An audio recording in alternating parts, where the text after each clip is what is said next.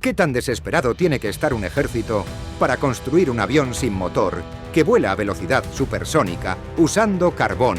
Sí, carbón, como el que tiras en una parrilla. Y no estamos hablando de un prototipo olvidado en una servilleta. Fue un proyecto real, aprobado por el alto mando nazi, con planos, pruebas y hasta un modelo a escala real. El nombre Lippisch P-13A. Un avión tan radical, tan ridículo y tan suicida. Parece una parodia de ciencia ficción, pero fue absolutamente real. Diseñado en plena crisis, cuando Alemania ya no tenía ni pilotos, ni combustible, ni materiales, solo delirio técnico y miedo existencial. Hoy te cuento la historia de una de las ideas más insanas, bizarras y peligrosas de toda la Segunda Guerra Mundial. Como puedes ver, somos un canal pequeño apasionado por la aviación militar y la guerra aérea. Y si este tipo de locuras voladoras te interesan, considera suscribirte. Aquí hablamos de eso, de ideas imposibles que casi despegan. Antes de que el mundo se incendiara, Alexander Lippisch ya estaba jugando con ideas que parecían sacadas del futuro. Mientras otros diseñaban aviones con hélices y alas rectas, él experimentaba con alas delta sin cola, planeadores que parecían naves alienígenas flotando en el aire. Su obsesión lo llevó al desarrollo del Me-163 Comet, el primer avión propulsado por cohetes del mundo. Un artefacto brutalmente rápido y letal, pero tan inestable que era casi tan peligroso para el piloto como para el enemigo. El Comet fue un hito, pero también un fracaso. Nunca pudo producirse en masa. El combustible era tan volátil que explotaba por cualquier cosa. En 1942, harto de las limitaciones, Lippisch dejó Messerschmitt. No abandonó sus ideas, las llevó a otro nivel. Se unió al Instituto de Investigación Aeronáutica de Viena, donde empezó a trabajar en el siguiente paso: una aeronave supersónica. No era solo un avión, era una declaración de guerra contra la lógica misma. Un proyecto tan radical, tan adelantado, que ni siquiera los nazis llegaron a entender del todo lo que tenían entre manos. Para 1944, Alemania estaba colapsando. En el este, la Unión Soviética avanzaba, arrasando todo a su paso. En el oeste, los aliados habían abierto un nuevo frente tras el desembarco en Normandía.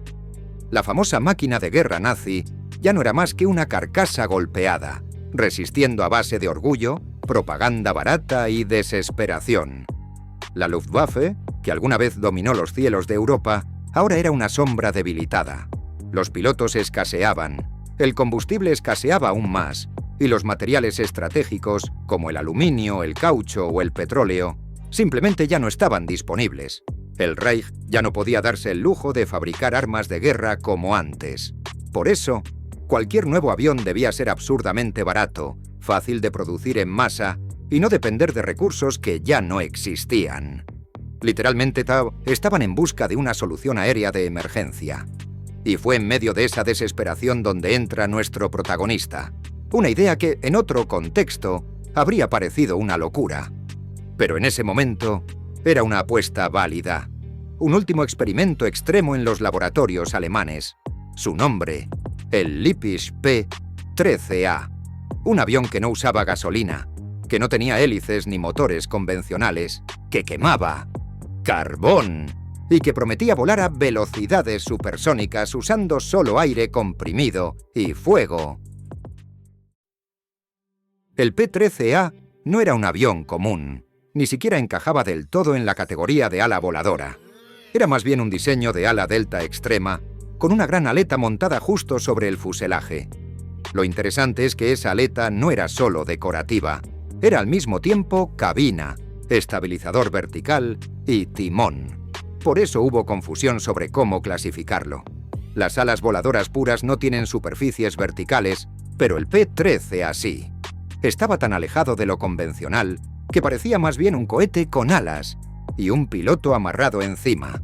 En el morro, justo debajo de la cabina, había una entrada de aire gigante.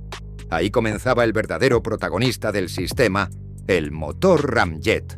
Un tipo de propulsión que no necesita turbinas pero sí una gran velocidad inicial para funcionar. Y aquí llega el problema. ¿Cómo haces volar un avión sin motor convencional? La respuesta: lanzarlo con cohetes auxiliares desde una rampa, o mejor aún, llevarlo colgado por otro avión hasta cierta altitud y soltarlo como una bomba planeadora. Solo así alcanzaría la velocidad necesaria para que el ramjet comenzara a succionar aire, mezclarlo con combustible y encenderse. Pero aquí viene lo mejor. El combustible era carbón pulverizado. La idea era meterlo en un compartimiento interno, encenderlo dentro del tubo ramjet a alta presión y usar el calor generado para impulsar el avión. Suena ridículo, pero en tiempos de guerra, con el petróleo desaparecido y los aliados bombardeando todo, el carbón era lo último que quedaba. Quizás ya lo notaste. Hay algo que falta en este avión. ¿Dónde están las armas? Exacto, no había. Ningún cañón, ninguna ametralladora, nada. Al menos no en la idea original. ¿Por qué? Porque no estaba diseñado para pelear, sino para morir. En versiones posteriores del P-13A se contempló añadir 1 o 2 cañones automáticos, posiblemente MG-151 de 20 milímetros. También se habló de instalar ametralladoras de alto calibre, pero había un pequeño problema.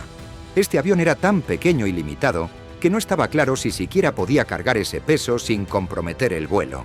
La idea real era otra. El P-13A no era un caza tradicional. Era, esencialmente, un interceptor suicida. Era peligroso para el enemigo, pero aún más para quien lo piloteaba. Las alas eran gruesas, no por aerodinámica, sino por refuerzo estructural. El borde de ataque estaba pensado para resistir impactos. El objetivo del piloto era acelerar al máximo y embestir directamente a los bombarderos enemigos, apuntando a las alas o la cola. No para destruirlos por completo, sino para hacerlos incontrolables y forzar a la tripulación a abandonarlos. Si el avión sobrevivía al impacto, el piloto podía intentar otra pasada. Si no, debía eyectarse y confiar en su paracaídas. En las primeras versiones, ni siquiera se pensaba en aterrizar. Más tarde, se añadió un simple patín de aterrizaje casi simbólico. El plan era fabricar estos aviones en masa, baratísimos, para que pudieran volar misiones de ataque casi kamikaze. No tenía sentido financiero ni estratégico, pero en el caso del fin del Tercer Reich, todo era válido. Las pruebas revelaron serios problemas con este concepto. Si bien un tubo de combustible podía proporcionar empuje durante un promedio de 4 a 5 minutos, su rendimiento era totalmente impredecible. Durante los ensayos, se observó que debido a la inconsistencia mineral del carbón, era imposible lograr una combustión uniforme.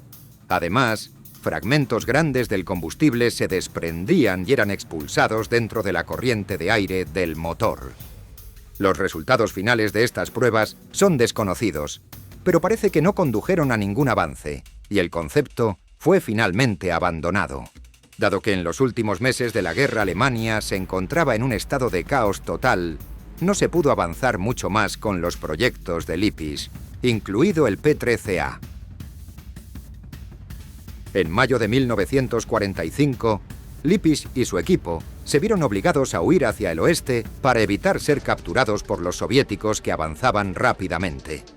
Se dirigieron a Strobel, en el oeste de Austria, donde finalmente se encontraron con los aliados occidentales. Más tarde, Lippisch fue trasladado a París a finales de mayo de 1945, donde fue interrogado sobre sus diseños de alas delta. Posteriormente, fue llevado a Inglaterra y en 1946 a Estados Unidos. Uno podría pensar que el P-13A fue simplemente otro experimento delirante surgido en medio del caos. Un diseño absurdo. Un error nacido del colapso. Pero la verdad es otra. Las ideas de Lippisch ayudaron a construir el futuro. Los estadounidenses, al tener en sus manos el planeador DM-1, no tardaron en reconocer su valor. Las pruebas en túneles de viento confirmaron lo que Lippisch siempre creyó. El ala delta era estable, rápida, aerodinámicamente superior y además más fácil de fabricar. De ahí nació el Convair XF-92A, el primer jet con ala delta en los Estados Unidos. Y tras él, Llegarían verdaderas leyendas como el F-102 Delta Dagger y el F-106 Delta Dart. En Europa también sembró su huella. El Mirage 3 francés, un ícono de la Guerra Fría, y el sueco Saab 35 Draken. Con su perfil futurista, todos llevaban en su esencia la firma de Lippisch. Sin su trabajo, muchos de los cazas supersónicos que dominaron los cielos en las décadas siguientes habrían sido impensables. Lo que comenzó como un intento desesperado, un avión de carbón en un mundo en llamas, terminó convirtiéndose en un hito de la ingeniería aeronáutica. A pesar de que nunca se completó ninguna aeronave funcional, después de la guerra se construyó una réplica a escala real de este inusual avión. Fue realizada por Holger Bull, conocido por construir réplicas de otras aeronaves históricas. Esta réplica puede verse hoy en el Museo de Aviación Militar estadounidense, ubicado en Virginia Beach. Y así concluye nuestro viaje por la historia de un avión que nunca voló, una máquina nacida de la desesperación, pero impulsada por una visión que sí alcanzó el cielo. Si te gustó este video, suscríbete, allá abajo. Y ahora cuéntanos, ¿te subirías a un avión así?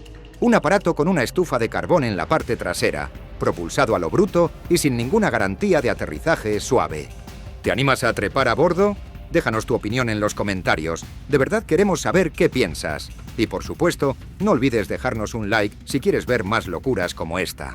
Nos vemos en la próxima historia de aviones imposibles.